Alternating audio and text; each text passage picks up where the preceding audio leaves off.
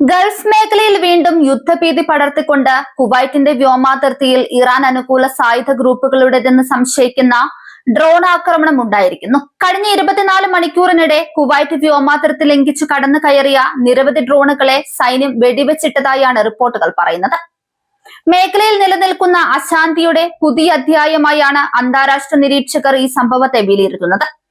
ഔദ്യോഗിക കണക്കുകൾ പ്രകാരം കുറഞ്ഞത് 7 അൺമാൻഡ് ഏരിയൽ വെഹിക്കിളുകൾ അഥവാ ഡ്രോണുകളാണ് കുവൈറ്റ് പ്രതിരോധ സേന ആകാശത്ത് വെച്ച് തകർത്തത്. കുവൈറ്റിന്റെ തന്ത്രപ്രധാനമായ പല കേന്ദ്രങ്ങളെയും ലക്ഷ്യം വെച്ചാണ് ഇവ എത്തിയതെന്നാണ് പ്രാഥമിക നിഗമനം. കുവൈറ്റ് നാഷണൽ ഗാർഡിന്റെ കീഴിലുള്ള പ്രധാന സൈനിക കേന്ദ്രങ്ങളെ ലക്ഷ്യമിട്ടാണ് ആക്രമണം നടന്നതെന്ന് അതീവ ഗൗരവകരമായ കാര്യമാണ്.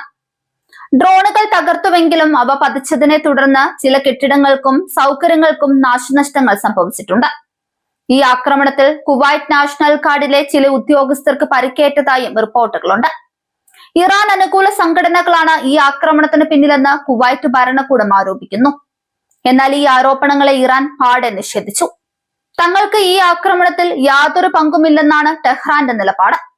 രാജ്യത്തിന്റെ വിവിധ ഭാഗങ്ങളിൽ ഹൈ അലർട്ട് പ്രഖ്യാപിച്ചിരിക്കുകയാണ്. തകർക്കപ്പെട്ട ഡ്രോണുകളുടെ അവശിഷ്ടങ്ങൾ പരിശോധിച്ച് അവയുടെ ഉറവിടം കണ്ടെത്താനാണ് ശ്രമം.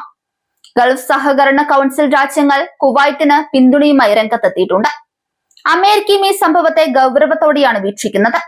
ഇറാന്റെ നിഴൽ സൈന്യങ്ങളായ ഹിസ്ബുള്ളിയെ പോലുള്ള സംഘടനകൾ ഇത്തരം ഡ്രോൺ സാങ്കേതിക വിദ്യകളിൽ വലിയ മുന്നേറ്റം നടത്തിയിട്ടുണ്ട്. കുവൈറ്റിലെ എണ്ണ ഉൽപാദന കേന്ദ്രങ്ങൾക്ക് സമീപമാണ് ചില ഡ്രോണുകൾ തകർക്കപ്പെട്ടതെന്ന വാർത്ത ആഗോള എണ്ണ വിപണിയിലും ചലനങ്ങൾ ഉണ്ടാക്കി. കുവൈറ്റ് പ്രധാനമന്ത്രിയും പ്രതിരോധ മന്ത്രിയും അടിയന്തര യോഗം ചേർന്ന് സ്ഥിതിഗതികൾ വിലയിരുത്തി. അന്താരാഷ്ട്ര നിയമങ്ങളുടെ ലംഘനമാണിതെന്ന് ചൂണ്ടിക്കാട്ടി ഐക്യരാഷ്ട്രസഭയിൽ ഔദ്യോഗികമായി പരാതി നൽകും. ഇറാൻ തങ്ങളുടെ ആയുധങ്ങൾ ഇത്തരം ഗ്രൂപ്പുകൾക്ക് നൽകുന്നത് നിർത്തണമെന്ന് കുവൈറ്റ് വാദിക്കുന്നുണ്ട്.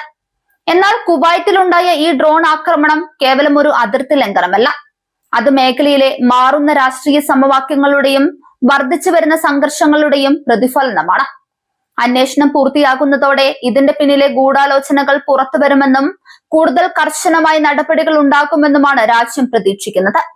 സുരക്ഷാ സേന സജ്ജമാണെന്നും രാജ്യം ഭദ്രമാണെന്നുമുള്ള ഉറപ്പാണ് സർക്കാർ ജനങ്ങൾക്ക് നൽകുന്നത്.